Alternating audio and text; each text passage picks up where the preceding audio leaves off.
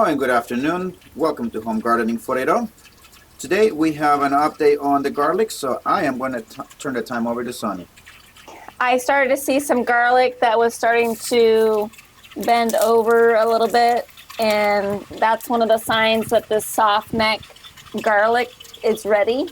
So I went out and dug up all the garlic. I did some yesterday and then realized that we needed to record it for the video channel, so did the other half this morning.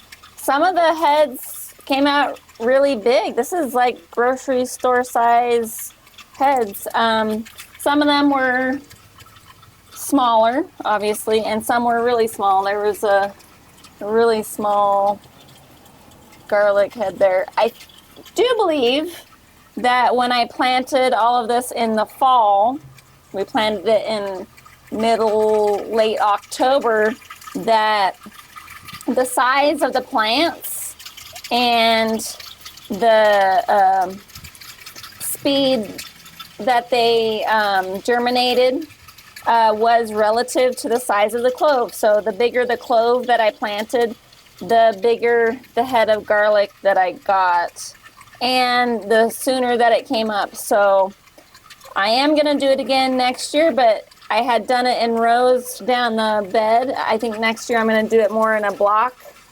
And that way, when it comes time to get ready to harvest, I can just turn off the water to that section and let the garlic heads continue to develop.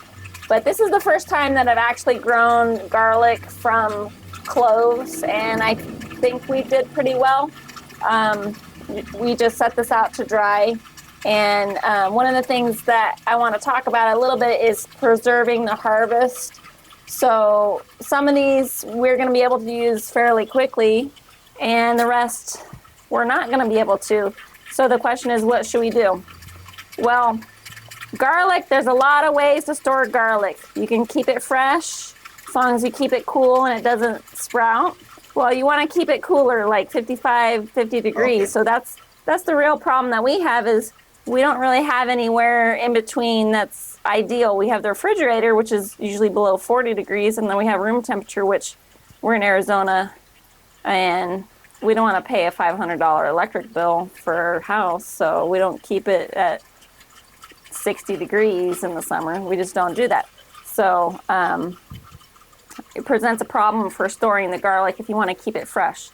You can peel all the cloves. That does take some time, and put it in the fridge as peeled cloves. You can also mince it up and store it in little minced up size packages, or you can even freeze it. So one of the things that I have started to think more about is, how do we preserve the influx of fruits and vegetables that we get, because it is an in-season kind of thing. You know, you get a flood of produce of a certain type, and you need to be able to keep it usable to have the benefit. Otherwise, you do have to keep going to the store all the time, and growing your garlic is just kind of like a hobby.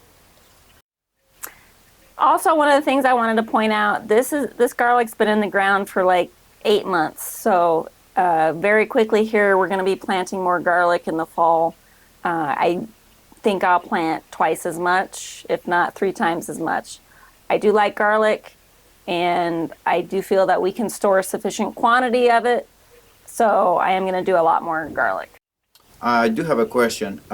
Are you going to stick with the same variety of garlic for whenever we plant them again, or are you going to do something different? So this is a soft neck garlic. It does not grow the flowers or the scapes that the onions and the other varieties do. I do like it because I feel like sometimes when you get that flowering going up, you kind of feel like you've lost the race. So this, I was just waiting for the signs that the plant was done forming the bulb. I feel that the soft neck is a good variety. And I'll do this one again for sure. I might just order some seed stock online though, because I had bought this from Home Depot in their fall seed stock that they do in the fall, but I think that I'll just order some online. I've found that I get better seed stock when I order it online. So. Okay. All right. Well, thank you guys for joining us on our video and following us as well as we go we do our projects. And we hope to see you guys on our next video.